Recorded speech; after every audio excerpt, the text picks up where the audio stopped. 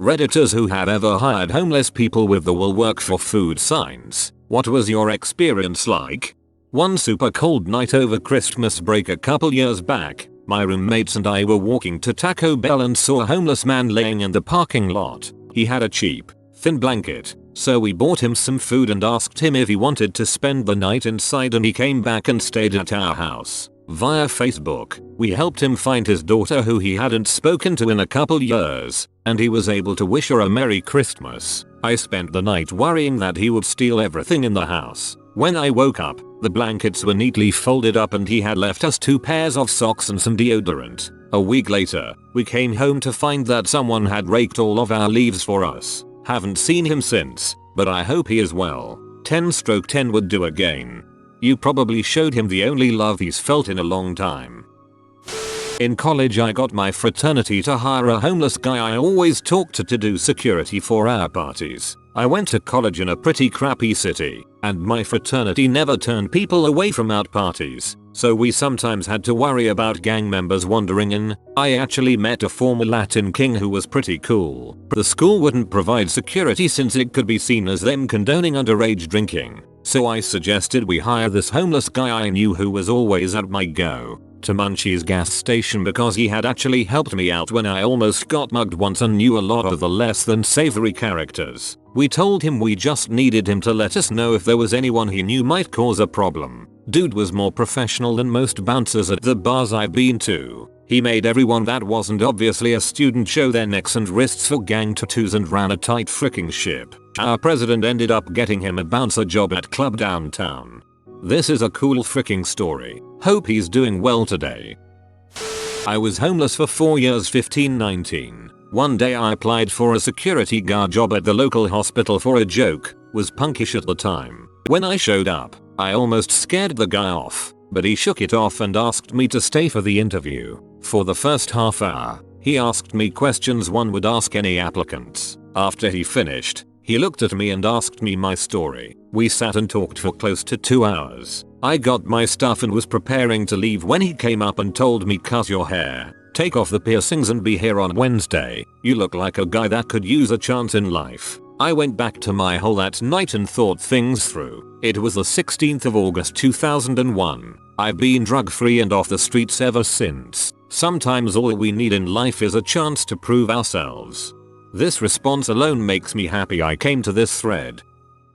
I ran into a high school classmate a while back. I've posted this before but it bears repeating. A guy in high school just didn't like me and I him. We got into a big dang fight. He broke my nose and I knocked a couple of his teeth out, off campus. No police were involved, but about 10 years later I saw him sleeping on the street near where I worked. I woke him up and asked him what was going on. He told me about his life after high school. He knocked up his girlfriend. Her parents made them get married, divorce a year later. He got into drugs and ended up alienating everyone. I asked him if he was still using and he said no. He couldn't buy a dose anyway. I felt bad for him, so I asked if he'd like to stay in my guest house, a 1-room cottage, set up like an efficiency apartment, for a while. He took me up on it and got a night's sleep in an actual bed for the first time in years, his words. I bought him some clothes and fed him for about a month until I found him a job with a contractor I was doing some work for. Long story short, it's been 6 years. He now owns a contracting business, has a wife and a new baby boy, and just bought the house down the street from me. He worked his ass off for us putting up a fence. We paid him cash. He earned it, was a recent parolee and was having a hard time finding honest pay. A sad reality for many ex-cons, unfortunately. I once picked up a hitchhiker that was trying to get from Washington to New Mexico when I was camping in Yellowstone. He had family in New Mexico that offered to help him and had a good job lined up, he just had to get there. So we picked him up and took him back to Colorado with us. He stayed on our couch for a week or two and picked up our mess and took care of maintenance I grossly neglected. My roommates and I were in college at the time and partied 3-4 days a week, so you can imagine the mess. The little money he would get from doing odd jobs for neighbors and such, he would buy food and beer for all of us. One day I had an errand to run about 50 miles closer to his destination but still 300 plus miles from where he needed to be. He came with me and when he got out of the car handed me a letter and said don't read it until I get home, then walked through a field straight towards the Rocky Mountains. When I got home we all read the letter and it is the kindest set of words I've ever received. About a month later we get a call from an area code I don't recognize. It was him. He made it and called us on his first payday at his new gig. He also told us about the remainder of his journey. Turns out he walked and camped a large portion of the way back. I have since moved multiple times and have grown up a bit. He's still welcome back whenever he wants though. I hope all is well, Freddy. I've never hired a homeless man with a sign. I have been a homeless man but I was missing a sign. I approached homeowners for doing some yard work. I was very happy with the pay I got. It was more than zero, which was more than I had. I recall one employer paying me $80 for only an hour of work. I guess he assumed it would take me several hours. I'm fast. I was referred to his friends after that and was able to rent a home and get myself in a better situation sometime after. I was 19 at the time.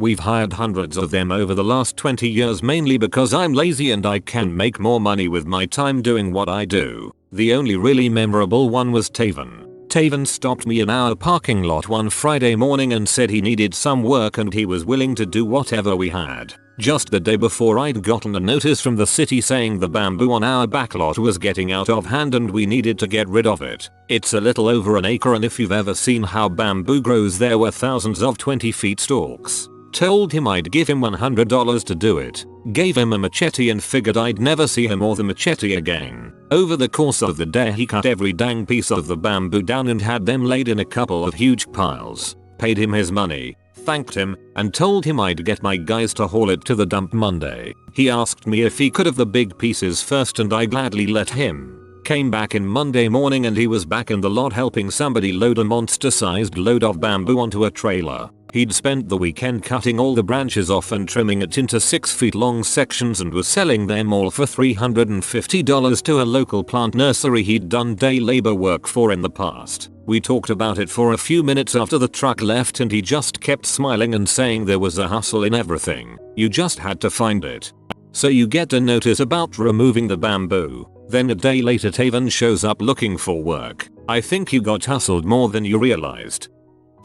When I was poor, living in my first apartment, there was a homeless woman who hung around outside my apartment complex. She always hit me up for cash or cigarettes, and it started getting awkward. I was always broke, and barely keeping a roof over my own head, so seeing her and being unable to help most days made me feel bad. I finally just told her, look, I'm barely scraping by. I'm sorry to say no so often, but I'm eating Pringles for dinner this week, and I really can't help. If I ever have something extra, you can have it. Just please stop asking. When I saw her the next morning on my way out she said, looking good, girl. When I got home from work, she said, go on, kick your feet up. You've had a long day. I gave her a cigarette. Every morning, she said something nice or inspirational, and every evening, she told me I'd earned some R&R. Because she was so nice, I always tried to find something I could part with, loose change, clothes I would otherwise donate, leftovers. It turned into a really nice, symbiotic relationship, and I missed her when she moved on. I hired a guy to shovel my snow, gave him some food and shelter because it was cold, realized he took $300 from my jacket. What an experience. In Chile, my father and I parked in a sketchy neighborhood when we went to visit some family. Dad sees a homeless guy and gives him $5 and tells him to watch our car. Later, when we're walking back to our car, we see some guy trying to take our windshield wipers. My dad's about to yell something when our homeless guy comes running like a bum out of heck, punches the guy in the back of the head and guy runs off. Homeless dude chases after him, but my dad tells him to calm down. Dad gives him some extra cash and we have dinner with him. 10/10 would hire again. Hep, bum out a heck. I worked at a steak and shake as a waitress on the graveyard shift throughout college. Weirdest freaking place I ever worked. It was right off the interstate and we got the strangest people in around 3 AM every night. Anyway, my manager was a really nice guy and one day saw a homeless lady crying outside. She said she had ridden her bike for like 10 miles to get to an interview at the hotel next door, and when the hotel manager realized she was homeless he basically told her to GTFO and didn't even bother interviewing her. She was so distressed that she just sat down and cried, and my manager saw her while he was taking out the garbage and asked if she was okay. After hearing her story he hired her as a cook, and she was seriously the hardest working person we had in the entire restaurant. She would take any shift and was never late, and never complained. She was pretty rough around the edges and missing most of her teeth, and I don't know if she could have actually had a job where she had to interact one-on-one with the customers, but I'll be damned if she wasn't an awesome line cook. I left that job shortly thereafter again, weirdest place I ever worked, so I don't know what happened to her. I hope she saved up enough to be able to afford housing, because she was really trying to turn her life around. I am currently homeless, and I don't look it because there are tons of resources in the city I am located. I walked 11 miles one day just to get an interview. Wasn't even an interview, was him telling me if he will call me again. Let's hope he calls me. I had a big resume, and I sent an email after saying thank you for the interview. I tried once, really just wanted my lawn mowed. Told the guy I'd cook him a meal if he mowed my lawn. All I got was a frick you. He was literally holding a sign that said "Will work for food." Maybe he really was just looking for money. Maybe because I was 19 at the time he thought I was messing with him. I guess I'll never know. He worked 5 times harder than the high school kids I hired on the crew. I hired him for a few jobs over the span of a few months, but the next season he wasn't around, so I hope that means he got off the street.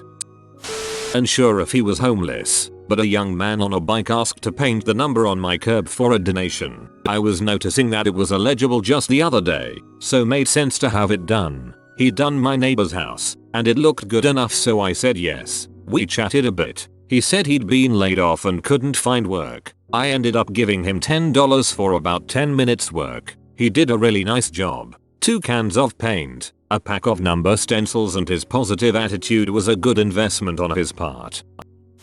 My parents have a house in Florida they rent out. My dad was down there doing repairs to it when a homeless man on a bike stopped by and asked if my dad needed help. Dad decided to hire him. Alton, the homeless man, helped my dad repaint the house, mow the lawn, and cut out all the overgrown plants. When the house wasn't rented and my family was up north, my dad paid Alton to mow the yard and keep an eye on the place. While working with my dad, Alton asked Dad if he could borrow some money to buy some nice pants and shoes for an interview he had for a job. Dad wasn't sure he could trust him yet, so instead my dad took him out to a store and they went shopping together for these items. Alton got the job as a chef and eventually got himself a room in a house with some other guys. Occasionally Alton will ask my dad for some emergency money and he always finds a way to pay it back. I find it interesting that my dad was so open to work with Alton due to him being both black and poor, those being 2 types of people my dad can say judgmental things about. Either way, I'm glad it all worked out for Alton. He was humanized. He was no longer just a person of a certain skin color or economic stratum. He was Alton. It's a lot harder to hate when you realize the object of your hatred is a real, sympathetic person. We could all use more Altons in our lives. Warning. Your computer has been hacked by Dog Anonymous. Send hacking boops and pats or all your data will be deleted. If you are new to the channel, you can subscribe. I publish new videos every day. Until then, check out another video, or don't. Either way, have a great day you magnificent people.